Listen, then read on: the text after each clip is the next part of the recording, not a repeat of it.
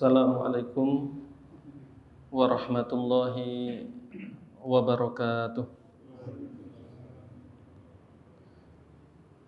Innal hamdalillah nahmaduhu wa nasta'inuhu wa nastaghfiruh wa na'udzu billahi min syururi anfusina wa min sayyiati a'malina. May yahdihillahu fala mudhillalah wa may yudlil fala hadiyalah. Asyhadu an la ilaha illallah wahdahu la syarikalah wa asyhadu anna Muhammadan abduhu wa rasuluh sallallahu alaihi wa ala alihi wa ashabihi wa man sara ala nahjihi ila yaumiddin. Ma'asyiral muslimin rahimani wa rahimakumullah. Alhamdulillah, segala puji kembali selayaknya kita haturkan kepada Allah Subhanahu wa ta'ala yang pada kesempatan kali ini di penghujung bulan Shafar tahun ini, atau mungkin sudah mulai masuk bulan Rabiul Awal tahun ini, alhamdulillah kembali Allah Subhanahu wa ta'ala memberikan kemudahan pada kita semua untuk melanjutkan kajian kita di dalam mempelajari atau membaca nasihat-nasihat dari para salaf seputar akhlak mereka, baik akhlak kepada Allah maupun akhlak kepada sesama manusia. Tentunya kita pelajari akhlak mereka dengan tujuan agar kita bisa mencontoh mereka, atau paling tidak kalau toh tidak bisa sama seperti mereka karena memang sulit, minimalnya kita mencoba mendekati mereka. Karena berusaha mendekati atau menyerupai orang-orang soleh itu tidak ada ruginya, karena akan ketularan kebaikannya, insya Allah akan membawa kebaikan bagi kita di dunia dan di akhirat terutama. Amin ya rabbal alamin. Salawat dan salam, sanjungan, pujian dan keselamatan semoga senantiasa Allah limpahkan kepada sang teladan yang paling sempurna, junjungan kita bersama, yaitu baginda Rasulullah Muhammad sallallahu alaihi wasallam. Semoga Allah limpahkan hal tersebut kepada beliau, para istri, para keluarga, para sahabat dan siapapun yang senantiasa mengikuti tuntunan beliau sesuai dengan pemahaman sahabat. Amin ya rabbal alamin. Taib, masyiral muslimin rahimani wa rahimakumullah. Pada kesempatan kali ini kita masih akan melanjutkan membaca sebagian teladan ataupun nasihat dari sebagian salaf tentang bagaimana mereka takut kepada Allah, takut bagaimana nasib mereka di akhirat nanti, bagaimana mereka hidup ini walaupun di dunia tapi selalu ingat dengan akhirat. Nah, pada kesempatan kali ini, ma'asyiral muslimin, para hadirin sekalian rahimani wa rahimakumullah, insyaallah ta'ala kita akan membaca teladan dari seorang imam yang dulu pernah kita baca teladannya, yaitu Imam Abdullah ibnul Mubarak. Dulu pernah kita baca nasihat beliau tentang keikhlasan dan pernah kita baca biografi beliau cukup panjang lebar. Nah, karena pernah kita baca dulu biografinya, sekarang kita sampaikan secara singkat saja, hanya sekedar untuk mengingatkan keutamaan beliau secara ringkas agar kita betul-betul menghargai nasihat dan teladan beliau rahimahullahu ta'ala. Beliau, ma'asyiral muslimin, para hadirin sekalian rahimani wa rahimakumullah, Imam Abdullah ibnul Mubarak. Abdullah ibnul Mubarak lahir pada tahun 118 Hijriah, berarti sekitar 108 setelah Rasulullah SAW meninggal dunia. Dan beliau meninggal pada tahun 181 Hijriah. Lahir 118 Hijriah, meninggal pada tahun 181 Hijriah. Dan beliau termasuk tabi'ut tabi'in. Beliau termasuk tabi'ut tabi'in. Jadi tidak pernah bertemu dengan sahabat Nabi sallallahu radhiyallahu anhum ajmain. Jadi ketemunya dengan tabi'in. Nah, beliau termasuk tabi'ut tabi'in. Dan beliau ini, ma'asyiral muslimin rahimani wa rahimakumullah, dikatakan misalnya oleh Imam Ibnu Hajar Al-Asqalani, beliau mengatakan bahwasanya Imam Abdullah bin Mubarak ini faqihun, alimun, jawad, mujahid. Beliau ini orang yang faqih, alim, dermawan, dan juga mujahid. Orang yang pemberani, sering ikut berperang di jalan Allah Subhanahu wa ta'ala. Jadi beliau orang alim, dermawan, sekaligus orang yang sering ikut jihad. Dan ini jarang. Kalau zaman kita apalagi. Nah, seringkali orang alim tapi miskin, ya kan? Atau seringkali orang kaya tapi tidak alim, apalagi jihad. Nah, ini beliau ini, masya Allah, orang alim sekaligus kayanya luar biasa dan dermawan. Bukan hanya kaya tapi dermawan. Dan beliau orang yang mujahid, sering berjihad di jalan Allah Subhanahu wa ta'ala. Bahkan dikatakan oleh beliau, oleh Imam Ibnu Hajar rahimahullah ta'ala, jumi'at fihi khisalul khair. Pada diri Imam Abdullah bin Mubarak ini terkumpul banyak sifat-sifat baik. Jadi banyak sifat baik terkumpul pada diri Imam Abdullah ibnul Mubarak. Sampai dikatakan oleh Ismail bin Ayyash, beliau mengatakan, ma'ala wajhil ardi mithlu ibnil Mubarak. Di muka bumi ini tidak ada seorang pun yang seperti Imam Ibnul Mubarak. Ini kan pujian yang luar biasa. Sampai di zamannya tentunya ya. Di zaman itu oleh beliau dikatakan tidak ada seorang pun di muka bumi ini yang seperti Imam Ibnul Mubarak. Berarti sulit mencari tandingannya dalam kehebatannya. Sampai dikatakan oleh beliau, wala a'lamu annallaha khalaqa khaslatan min khisalil khair illa waqad ja'alaha fi Abdullah ibnil Mubarak. Kata beliau, aku tidak tahu adanya suatu sifat baik yang diciptakan oleh Allah kecuali sungguh Allah telah menjadikannya ada pada diri Abdullah bin Mubarak. Jadi menurut Ismail bin Ayyash, setiap beliau mengetahui ada sifat baik, maka pasti ada pada diri Imam Abdullah bin Mubarak. Berarti luar biasa, masya Allah, luar biasa solehnya. Sampai mungkin hampir semua sifat baik itu ada pada diri beliau. Kalau kita mungkin sebaliknya. Kalau mau diteliti satu-satu, hampir semua sifat buruk ada pada diri kita. Alim ya enggak, kaya juga enggak. Kalau toh kaya juga pelit, kan mungkin gitu ya. Amalannya juga sedikit, ibadahnya sedikit. Kalau beliau, kalau dihitung-hitung satu-satu, hampir-hampir semua sifat baik itu ada pada diri beliau. Ini sekilas tentang Imam Abdullah ibnul Mubarak. Dulu pernah kita sampaikan, ini hanya ringkasan saja untuk mengingat kembali kebaikan beliau, agar lebih mengena nasihat beliau. Beliau itu doanya mustajab. Dulu pernah kita sampaikan, beliau melewati orang yang buta, lalu diminta doanya, dan berdoa ternyata Allah kabulkan. Orangnya langsung sembuh dari kebutaannya. Ini contoh bagaimana mustajabnya doa beliau. Tadi dikatakan oleh Imam Ibnu Hajar bahwasanya beliau itu dermawan.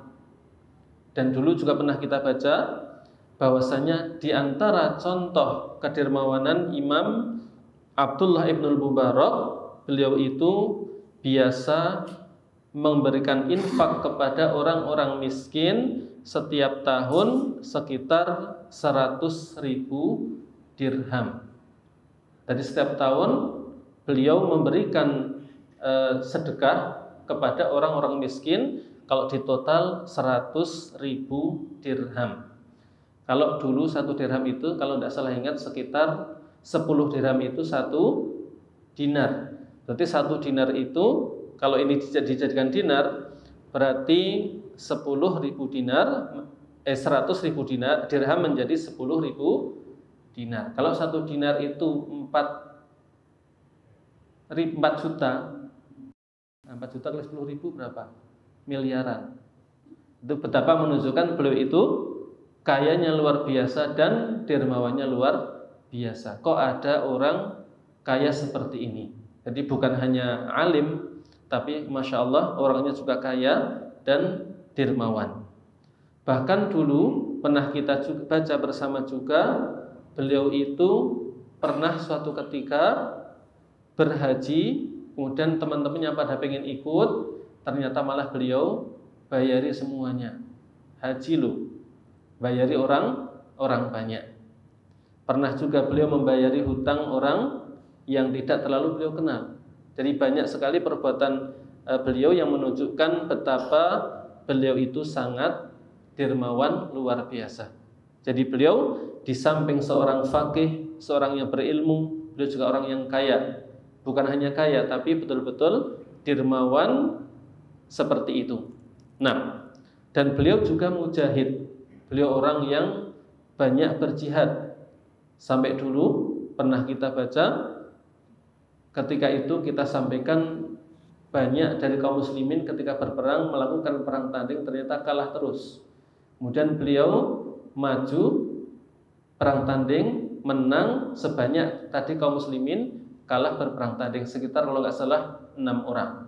Setelah itu menghilang, tahu-tahu di pasukan nggak ada orang menyadari betapa hebatnya beliau di dalam kemampuannya berjihad. Nah, ini menunjukkan betapa Masya Allah luar biasanya Imam Abdullah Ibnul Mubarak. Jadi orangnya alim, faqih, kayanya luar biasa, dermawan, suka berjihad. Jadi Masya Allah begitu Allah beri kelebihan pada diri beliau rahimahullahu ta'ala. Ini sekilas saja, karena dulu pernah dibaca. Ini sekilas tentang biografi Imam Abdullah Ibnul Mubarak. Taib, sekarang masyarul muslimin rahimani wa rahimakumullah, kita akan membaca sebuah teladan dari Imam Abdullah Ibnul Mubarak, yang teladan ini berkaitan dengan tema kita, yaitu tentang rasa takut beliau kepada Allah Subhanahu wa ta'ala. Bagaimana beliau di dunia ini selalu ingat dengan akhirat, sehingga selalu memikirkan bagaimana nasib beliau di akhirat nanti, padahal orangnya kaya. Berarti kan orang yang ingat akhirat itu tidak berarti kemudian nggak mikirkan harta, ya enggak?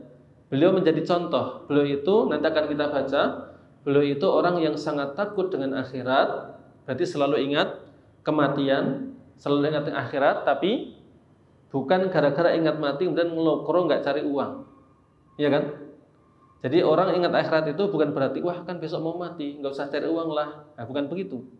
Contoh dari beliau ini, walaupun sangat takut dengan akhirat, selalu ingat mati, ternyata tetap menjadi orang kaya. Karena berarti pengen kayanya untuk akhirat. Jadi justru ketika selalu ingat akhirat, maka semakin semangat untuk bekerja, dapat harta untuk mencari akhirat. Harusnya begitu. Ini contoh dari beliau. Jadi ketika ingat akhirat bukan berarti kemudian malah ngelukro bahasa Jawanya. Malah nggak usah kerja lah, ngapain juga, mau besok mati. Nah, bukan begitu. Justru karena ingat akan mati, butuh bekal di dunia. Di antara caranya, bekalnya menggunakan harta. Kayak beliau, banyak sedekah, banyak ini, banyak kan dengan uang. Kalau tidak ada uang, ya sedekahnya terbatas. Makanya Rasulullah pernah bersabda, "Dzahaba ahlud dusur bil ujur." Orang kaya itu Masya Allah pergi membawa banyak pahala. Orang miskin sampai pada iri. Lah kita mau gimana? Tidak bisa kayak dia. Ya sudah, itulah kelebihan yang Allah berikan kepada orang tersebut. Maka orang yang ingat akhirat bukan berarti kemudian malah malas-malasan di dunia ini, nggak usah cari uang lah, buat apa mau mati. Nah, bukan begitu. Tapi justru tetap semangat di dalam bekerja. Ya semangat ibadah, semangat bekerja, karena semuanya ditujukan untuk mencari akhirat. Nah, walaupun dunia juga jangan dilupakan, karena memang kita hidup di dunia. Taib, masyarul muslimin rahimani wa rahimakumullah, kita baca nasihat dari atau teladan dari Imam Abdullah Ibnul Mubarak terkait rasa takut kepada Allah Subhanahu wa ta'ala. Ini disampaikan oleh Al-Qasim bin Muhammad. Al-Qasim bin Muhammad adalah orang yang sezaman dengan Imam Abdullah Ibnul Mubarak, dan beliau sering bersafar, sering bepergian jauh bersama Imam Abdullah Ibnul Mubarak. Al-Qasim bin Muhammad mengatakan, kunna nusafiru ma'abnil Mubarak.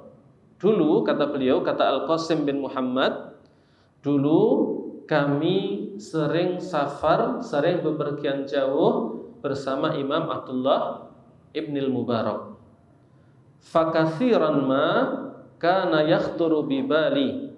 Seringkali muncul di benakku, kata Al-Qasim bin Muhammad, seringkali muncul di benakku, fa'aqulu fi nafsi, kemudian saya mengatakan dalam diri saya sendiri, bi ayyi syai'in fuddila hadzal rasul alaina. Dengan sebab apa ya kok beliau ini Allah muliakan melebihi banyak orang. Jadi Al-Qasim bin Muhammad sering safar bersama Imam Abdullah bin Mubarak dan sering ngomong di hati sendiri, kenapa beliau ya kok bisa diberi kelebihan oleh Allah Subhanahu wa ta'ala, jadi orang hebat, jauh lebih hebat daripada orang banyak. Hatta ishtahara fin nasi hadi syuhra, sampai beliau ini begitu sangat terkenal di kalangan manusia. Apa rahasianya? Jadi sering safar bersama beliau tapi masih sering tanya-tanya di dalam hati, kok bisa Imam Abdullah bin Mubarak begitu sangat terkenal, Allah beri kemuliaan, kelebihan daripada manusia. Kemudian Al-Qasim bin Muhammad mengatakan, in kana yusalli inna lanusalli. Kalau sebabnya, kalau beliau itu menjadi orang yang Masya Allah luar biasa, gara-gara banyak sholat, kami juga banyak sholat, kata beliau, kata Al-Qasim bin Muhammad. Tapi kok kami nggak seperti itu ya? Nah, gitu. Jadi beliau heran, kalau sebabnya beliau menjadi orang yang Masya Allah luar biasa, gara-gara banyak sholat, kami juga sama banyak sholat. Itu kata Al-Qasim bin Muhammad. Ini kalau kita mah nggak bisa ngomong gitu ya. Kalau kita mah sedikit kan gitu ya. Tapi beliau ini sama-sama banyak ibadahnya. Makanya heran, kalau seandainya Imam Abdullah bin Mubarak menjadi luar biasa, diberi kemuliaan oleh Allah itu gara-gara banyak sholat, kami juga sama banyak sholat. Tapi kok nggak seperti itu jadinya? Nah, beliau kurang lebih begitu kata beliau. Wala in kana yasum inna lanasum. Kalau seandainya Imam Abdullah bin Mubarak itu seperti itu, jadi luar biasa, diberi karunia oleh Allah karena banyak puasa, kami juga sama. Tapi kok nggak seperti itu kondisi kami? Nah, jadi beliau heran, kok bisa Imam Abdullah bin Mubarak diberi kemuliaan oleh Allah Subhanahu wa taala seperti itu. Wa in kana yaghzu wa fa inna naghzu. Kalau Imam Abdullah bin Mubarak seperti itu kondisinya, Allah beri kemuliaan gara-gara sering jihad, kami juga sama.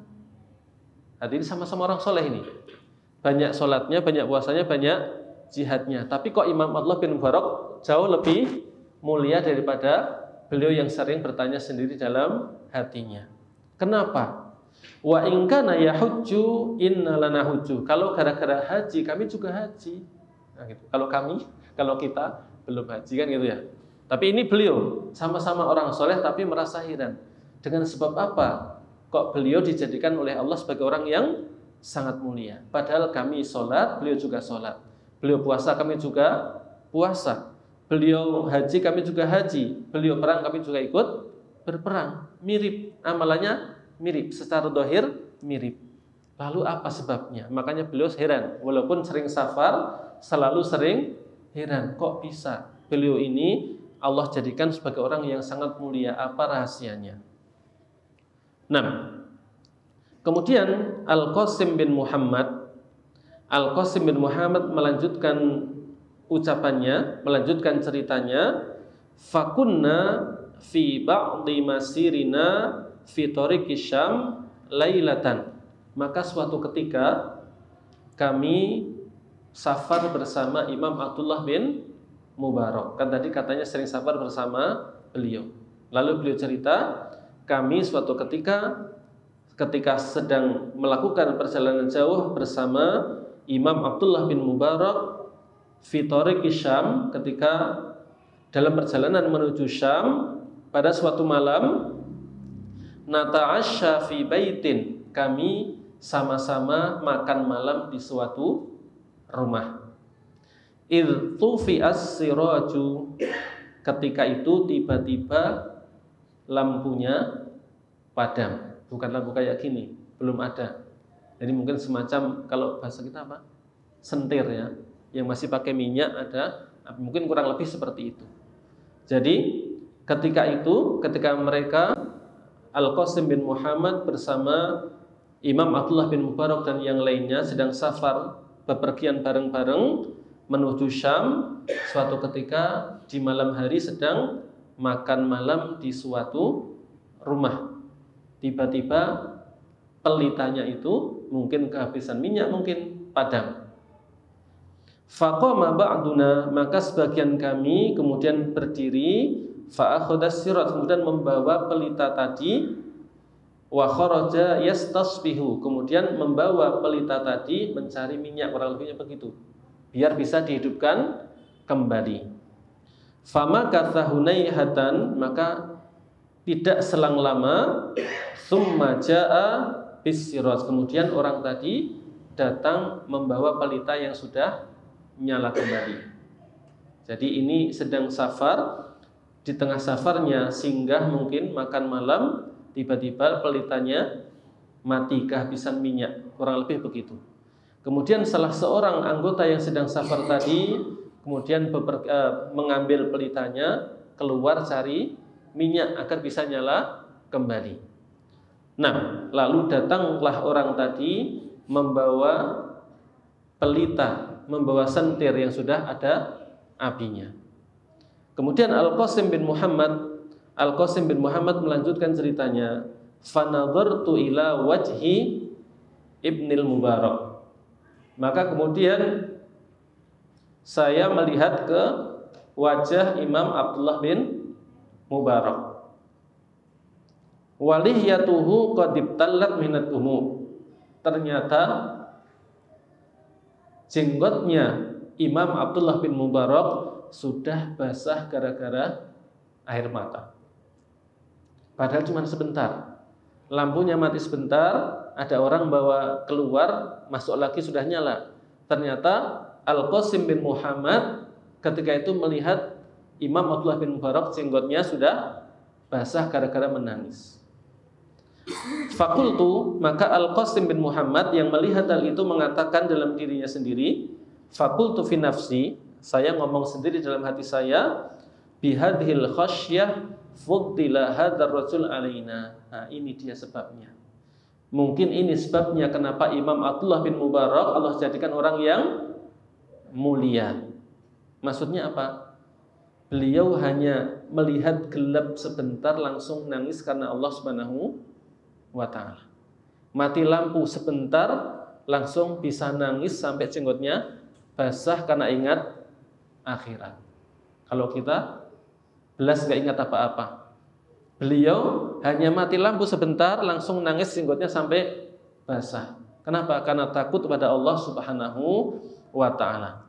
Al-Qasim bin Muhammad mengatakan, la'allahu hina faqadas siraj fasara ila dhulumah dzakaral qiyamah. Mungkin dugaan beliau, mungkin tadi ketika tiba-tiba lampunya padam sehingga gelap semuanya, mungkin Imam Abdullah bin Mubarak tiba-tiba ingat hari kiamat. Mungkin ingat ketika di kuburan sendiri, ditanya malaikat dan seterusnya. Mungkin ingat bagaimana di akhirat nanti. Itu yang beliau pikirkan. Hanya gelap sebentar langsung nangis sampai basah jenggotnya. Ini teladan dari beliau rahimahullah ta'ala, bagaimana rasa takut yang luar biasa ada beliau sehingga begitu gelap bukan bingung nyari lampu, ingat akhirat, sehingga sampai menangis seperti itu sampai jenggotnya basah. Kan berarti bukan sekedar merebes mili kalau bahasa Jawa, bukan sekedar berkaca-kaca, ya enggak, sampai nangis, sampai sini basah, berarti banyak air matanya. Maka betapa beliau sangat ingat akhirat sehingga sampai seperti itu kondisinya. Ini yang disampaikan oleh Al-Qasim bin Muhammad menceritakan tentang bagaimana kondisi Imam Abdullah bin Mubarak sebagaimana disebutkan di dalam kitab Sifatus Safwah. Jadi Al-Qasim bin Muhammad terheran-heran, amalan beliau itu sama dengan kita, mirip-mirip, sama-sama sholat, sama-sama puasa, sama-sama haji, sama-sama jihad, kok hasilnya beda.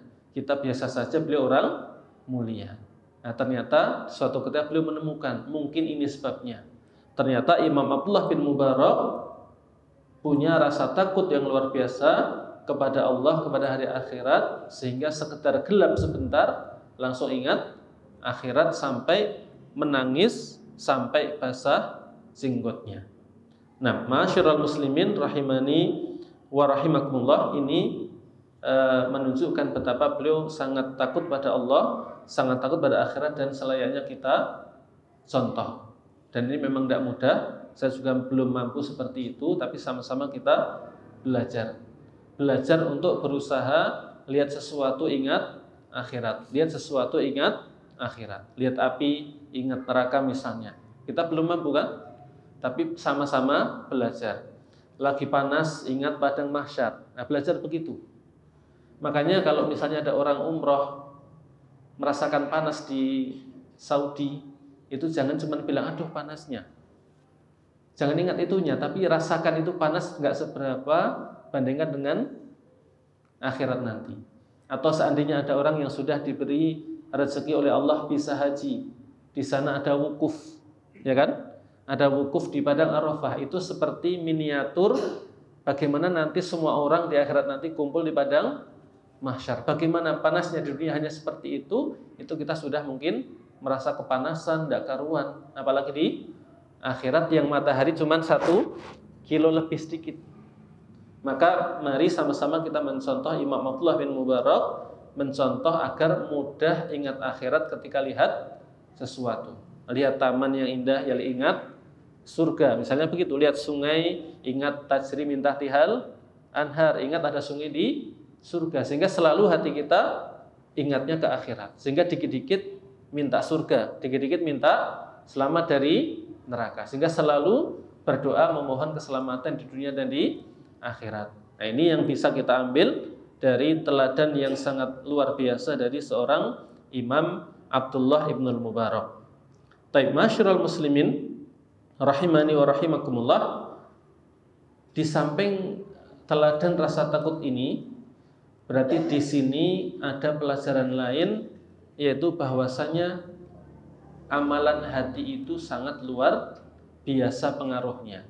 Kan tadi Al-Qasim bin Muhammad menceritakan sholatnya sholat, beliau sholat kita sholat, beliau puasa kita puasa, beliau haji kita haji, beliau jihad kita juga jihad. Amalannya mirip, tapi bisa jadi kemuliaan di sisi Allah jauh berbeda. Kenapa?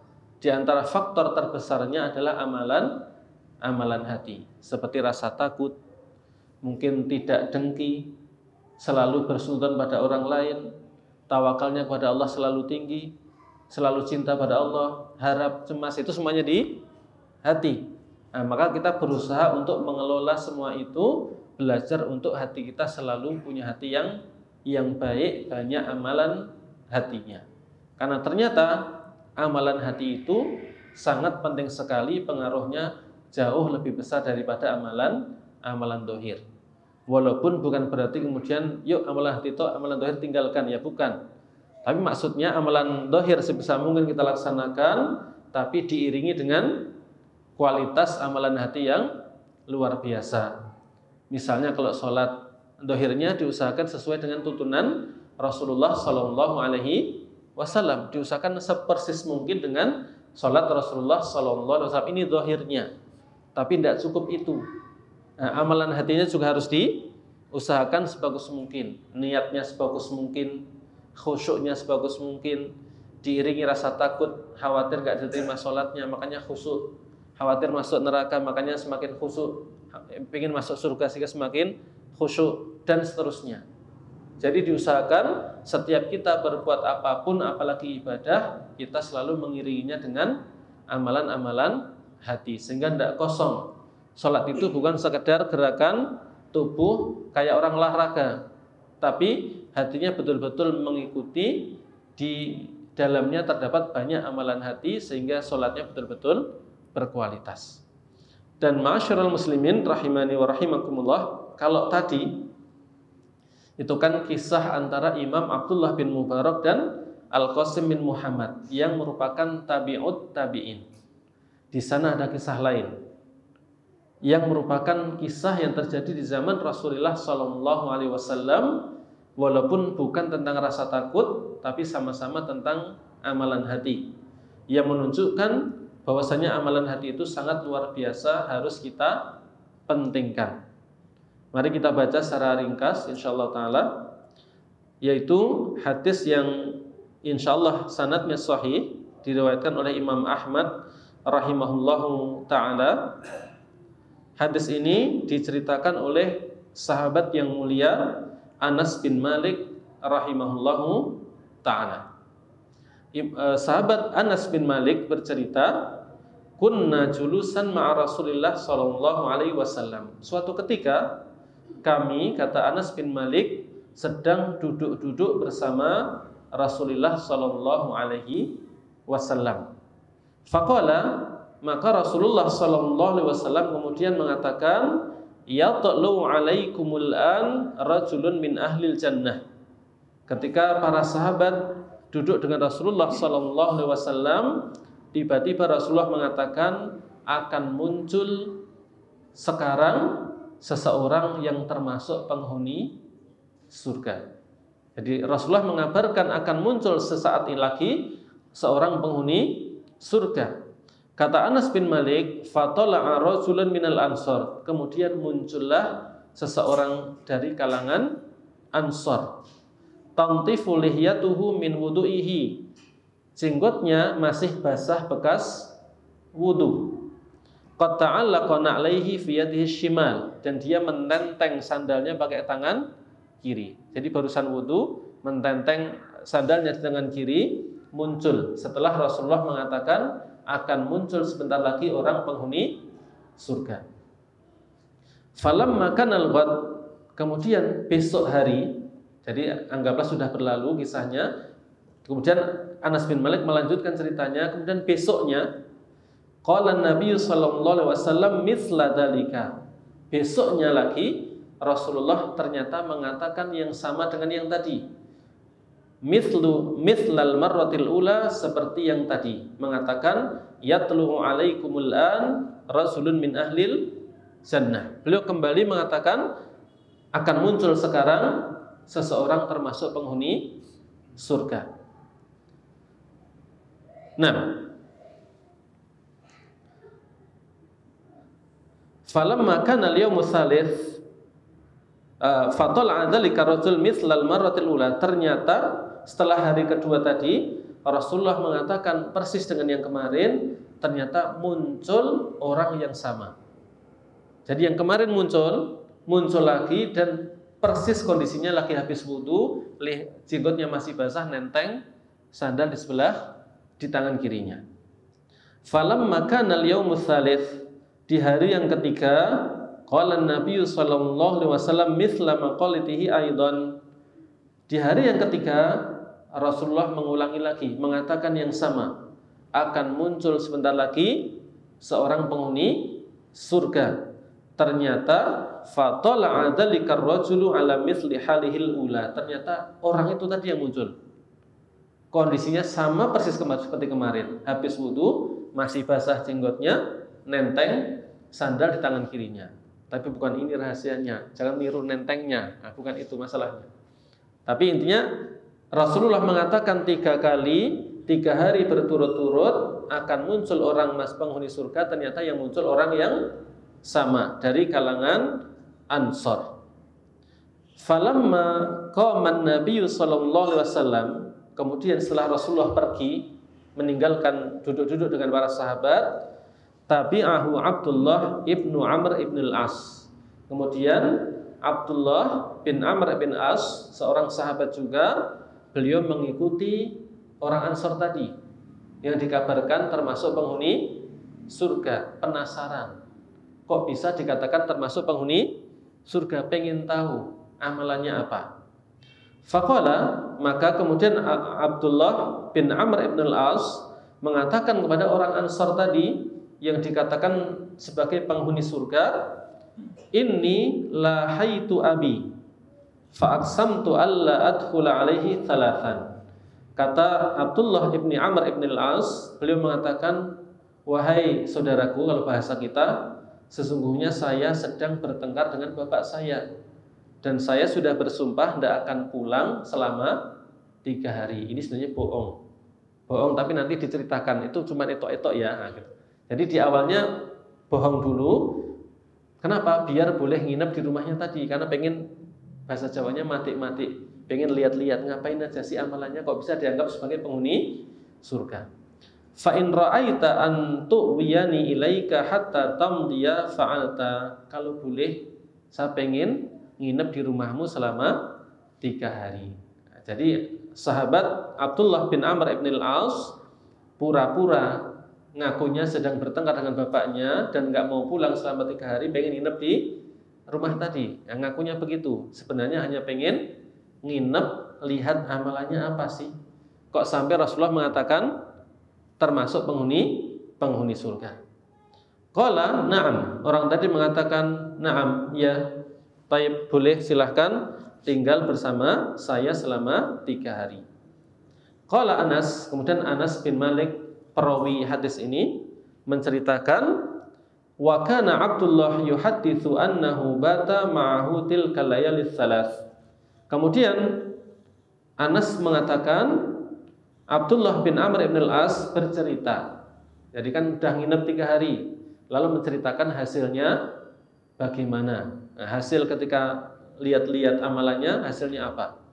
Nah, Abdullah bin Amr ibn al-As bercerita bahwasanya beliau menginap bersama orang tadi selama 3 malam. Falam yarahu yaqumu minal laili syai'an. Ternyata Abdullah bin Amr ibn al-As tidak pernah melihat orang Ansor tadi sholat malam sedikit pun. Bukan contoh ininya ya, jangan contoh ininya, ini contoh kurang bagus, tapi tetap sahabat Nabi ya. Tapi maksudnya yang jadi contoh bukan nggak sholatnya, tapi nanti ada yang lain, rahasianya apa. Nah ternyata Abdullah bin Amr ibn al-As, beliau tidak pernah melihat orang Ansor tadi sholat malam sedikit pun. Ghaira annahu idza ta'arra wa taqallaba ala firashihi dzakarallahu azza wa jalla wa kabbara. Tapi orang ini kalau sedang tidur lagi bolak-balik sambil bersuara, yang muncul suaranya cuman dzikir. Jadi kalau ngelilir bahasa Jawanya, terjaga munculnya dzikir. Mungkin ngigonya juga mungkin dzikir, bukan ngomong yang ndak-ndak.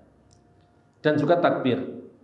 Hatta yakuma li salatil fajr, seperti itu kondisinya sampai dia bangun untuk sholat subuh.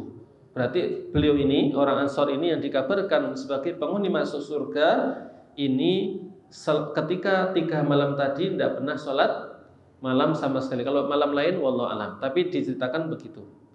Kemudian Abdullah bin Amr ibn al-As menceritakan, ghaira anni lam asma'hu yaqulu illa khaira. Tapi aku tidak mendengar sama sekali kecuali ucapan yang baik. Jadi orang tadi nggak pernah ngomong yang jelek. Falamma madatis salas, ketika layalin, ketika sudah berlalu 3 hari, ngomongnya 3 hari sudah habis, kok nggak nemu? Nah, gimana nih? Nah, gitu. Waqittu an ahqira amalahu, kata Abdullah bin Amr ibn al-As, hampir-hampir saya ini meremehkan orang tadi, kok cuman begitu amalannya, sholat malam juga tidak pernah. Sholatnya cuma langsung sholat subuh. Nah, sampai-sampai hampir-hampir diremehkan sama Abdullah ibn Amr ibn al-As. Qultu, beliau mengatakan, ya Abdullah, inni lam yakun baini wa baina abi ghadabun wala hajrun thamma. wahai saudaraku, sekarang baru ngaku. Sebenarnya tidak ada masalah antara saya dan bapak saya. Walakin sami'tu Rasulullah sallallahu alaihi wasallam yaqulu laka thalatha mirar. Tapi saya itu kemarin mendengar Rasulullah sallallahu alaihi wasallam bersabda 3 kali mengatakan akan keluar penghuni surga, dan yang keluar kok kamu, dan itu 3 kali berturut-turut. Fa'aratu an awiya ilaika li'andura ma amaluka fa'aqtatiya bihi. Maka kata Abdullah bin Amr ibn al-As, maka saya ingin tinggal bersamamu karena saya ingin lihat amalanmu apa agar saya bisa mencontohnya. Nah, sekarang ngaku, setelah 3 hari berlalu nggak dapat apa-apa, ngaku. Nah, kemarin saya cuma pura-pura bertengkar sama bapak saya. Tujuannya pengen lihat amalannya. Falam araka ta'mal katsira amalin, dan ternyata kok saya tidak mendapati kamu banyak ibadah. Faman ladzi balagha bika ma qala Rasulullah sallallahu alaihi wasallam. Lalu beliau bertanya, nah sebenarnya apa sih yang membuat kamu kok bisa seperti itu sampai dikatakan termasuk penghuni surga? Akhirnya bertanya langsung. Nah, sudah mata-matai nggak dapat hasil, ya sudah tanya langsung. Apa sih sebenarnya rahasianya? Kok kamu bisa disebutkan oleh Rasulullah sallallahu alaihi wasallam termasuk penghuni surga? Faqala, orang tadi mengatakan, ma huwa illa ma ra'aita, yaitu saja amalanku, yaitu tok, tidak ada yang lain. Nah, katanya begitu. Jadi memang tidak pernah sholat malam, tapi ya sholat subuh tetap sesuai waktunya, tidak meninggalkan sholat subuh dan sebagainya. Qala falamma wallaitu ta'ani, tapi kemudian kata Abdullah bin Amr ibn al-As, setelah saya ingin pergi, sudah 3 hari memata-matai, nggak dapat hasil, tanya juga nggak dapat hasil, jawabannya ya cuman kayak gini, tidak ada amalan yang lain. Akhirnya Abdullah bin Amr ibn al-As kemudian pamit pulang. Nah, ternyata sebelum keluar dari rumah dipanggil, sini-sini. Kemudian orang tadi mengatakan, ma huwa illa ma ra'aita, ya amalanku itu memang seperti itu, tidak ada tambahannya, seperti yang kamu lihat. Tapi, nah, tapinya adzan dulu, silahkan. To be continued, ini bersambung sebentar. 6.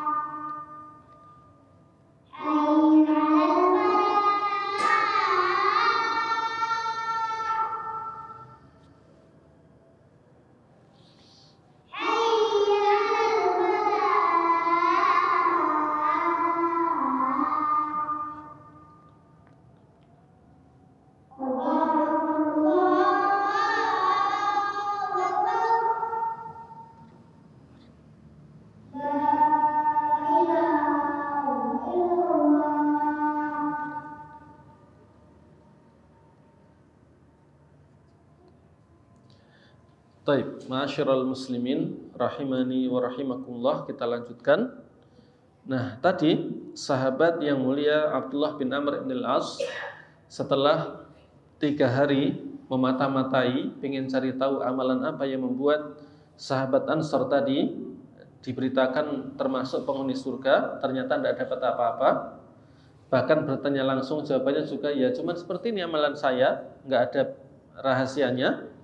Setelah beliau ingin pulang, sudah berjalan mau pulang, tiba-tiba dipanggil oleh orang tadi, dan orang tadi mengatakan, ma huwa illa ma ra'aita, ya amalanku ya seperti itu, tidak ada bedanya. Ghaira anni, tapi, nah ini tapinya ini yang nampaknya menjadi rahasia. Ghaira anni, akan tetapi saya itu la ajidu fi nafsi li ahadin minal muslimina ghishan. Kata beliau, tapi aku ini tidak pernah mendapatkan dalam diriku sedikit pun rasa dengki kepada kaum muslimin. Sulit enggak? Sulit kan? Amalan hati ini. Amalan hati tidak pernah punya rasa dengki kepada sesama kaum muslimin. Wala ahsudu ahadan ala khairin a'tahullah iyah. Dan kata beliau, dan aku tidak mendapati rasa hasad, rasa iri kepada seorang pun gara-gara kebaikan yang Allah berikan kepada orang tersebut. Jadi amalannya biasa, sholat malam tidak pernah, tapi beliau mengatakan tidak punya rasa dengki kepada sesama muslim, tidak pernah hasad kepada orang lain ketika dapat nikmat. Orang dapat nikmat ya ikut bahagia mungkin begitu, bukan malah dongkol dalam hati dan seterusnya. Faqala Abdullah, maka kemudian sahabat Abdullah ibnu Amr ibn Al-As mengatakan, hadhil lati balagat bika, inilah yang membuatmu termasuk penghuni surga. Ini baru ketemu, mungkin ini rahasianya. Wahiyal lati la nutiku, dan inilah yang kami belum mampu. Itu kata Abdullah ibnu Amr ibn Al-As. Jadi insyaallah itulah rahasia kenapa beliau sahabat Ansor ini dikatakan oleh Rasulullah SAW termasuk penghuni surga. Apa rasanya? Tidak punya rasa dengki sesama muslim, tidak iri, tidak hasad. Punya teman dapat kebaikan ikut seneng, punya tetangga dapat kebaikan ikut seneng, bukan malah dongkol. Dan ini tidak mudah. Mungkin sering bisa, kadang gagal. Kadang bisa, kadang gagal. Tapi mari kita sama-sama berusaha seperti itu, dan itu termasuk amalan hati. Ya, kelihatannya nggak kelihatan, malah nggak kelihatan oleh orang lain mungkin, tapi ternyata bisa jadi derajatnya tinggi di sisi Allah gara-gara baiknya amalan hati kita. Dan sebelum kita tutup, kita ingat-ingat sahabat yang mulia Abu Bakar radhiyallahu anhu. Beliau juga menjadi manusia terbaik setelah para nabi dan rasul itu karena amalan hati. Ya tentunya amalan zahirnya juga banyak. Enggak diragukan lagi Abu Bakar itu amalan zahirnya juga sangat banyak. Bahkan mungkin tidak asing lagi, sahabat Umar itu selalu pengen menang daripada sahabat Abu Bakar, ya kan? Tapi selalu kalah. Berarti kebaikan zahirnya, amalan soleh yang dilakukan Abu Bakar itu banyak sekali. Tapi kata Imam Bakar bin Abdullah Al-Muzani, kata beliau, ma sabaqahum Abu Bakrin bi kathrati siyamin wala shalah walakin bi syai'in waqara fi qalbihi. Kata beliau, Abu Bakar itu bisa mengalahkan semua orang bukan gara-gara puasa dan salatnya. Bukan semata-mata karena salat dan puasa. Kenapa? Kalau gara-gara itu toh kita pun mungkin bisa. Wong waktunya sama-sama 24 jam, ya kan? Kalau cuman pengen menyamai puasanya mungkin bisa, sholatnya mungkin bisa. Kalau dohirnya, masalahnya kualitasnya sama atau beda. Dia mengatakan, walakin bisyai'in waqara fi qalbihi, tapi Abu Bakar bisa mengalahkan semua orang setelah Nabi dan Rasul karena sesuatu yang menancap di hatinya, imannya, tawakalnya, cintanya kepada Allah dan seterusnya. Ini menunjukkan betapa luar biasanya kedudukan amalan hati dalam Islam. Maka kembali lagi saya ingatkan, kalau kita beribadah ataupun berbuat apapun, jangan sampai kosong dari amalan hati. Jangan sampai cuman anggota badan yang gerak, tapi hatinya tidak ikut beramal. Terakhir, Imam Ibnul Qayyim mengatakan wal a'malu la tatafadalu bisuwariha wa 'adatiha. Amal-amal itu, amal soleh itu beda-beda kualitasnya, bukan sekedar gara-gara bentuknya atau jumlahnya. Wa innama tatafadalu bitafaduli ma fil qulub. Akan tetapi sesungguhnya amalan soleh itu bisa berbeda tingkatnya, kualitasnya itu karena apa yang di dalam hati. Fatakunu suratul amalin wahidah, bisa jadi bentuknya, zahirnya sama. Wa bainahuma minat tafadul kama bainas sama'i wal ardh, tapi kualitasnya seperti langit dan bumi. Jadi bisa jadi ada dua orang sholat, shaf sama shaf satu, jejer, zahirnya sama persis, tapi bisa jadi satunya ibadahnya kualitasnya setinggi langit, satunya seperti bumi. Jadi yang membedakan apanya? Yang di hatinya. Seperti apa hatinya? Jangan-jangan yang satunya ngelayap ke pasar Tanjung kan gitu ya. Yang satunya ingatnya akhirat, sehingga bedanya jauh. Maka ini nasihat yang sangat penting dari beliau. Jangan sampai ibadah kita hanya sekedar amalan dohir, baik sholat, puasa, sedekah. Ingat, selalu diiringi dengan amalan hati. Thayyib, jazakumullahu khairan. Wa sallallahu nabiyana Muhammad wa ala alihi wa sahbihi wasallam. Assalamualaikum warahmatullahi wabarakatuh.